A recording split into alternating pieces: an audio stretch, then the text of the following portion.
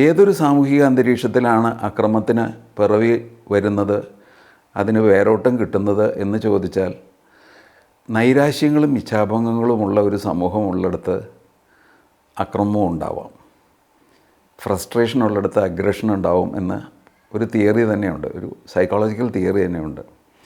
ആ ഒരു മാനദണ്ഡം വെച്ച് നോക്കുമ്പോഴും ഇവിടെ ധാരാളം യുവാക്കൾ ഇച്ഛാഭംഗങ്ങളിലുള്ള ആളുകളുണ്ട്, തൊഴിലില്ലാത്ത ആളുകളുണ്ട്. പലരും ചെന്നുപെടുന്നത് അത്ര നല്ലതല്ലാത്ത പ്രവൃത്തികൾ ചെയ്യുന്ന കൂട്ടായ്മകളിലാണ്. ഇത്തരം കൂട്ടായ്മകളിലേക്ക് ലഹരി പദാർത്ഥങ്ങളുടെ കടന്നുകയറ്റവും ഉണ്ടാവും. ഇതെല്ലാം ചേർത്ത് വായിക്കുമ്പോൾ നമ്മളിപ്പോൾ കേൾക്കുന്ന വാർത്തകളും നമ്മളിപ്പോൾ അറിയുന്ന സംഭവങ്ങളുമൊക്കെ ഒരുപക്ഷെ ഇതിൻ്റെയൊക്കെ ഒരു ഫലം കൂടി അല്ലേ എന്ന് ആലോചിക്കേണ്ടി വരും.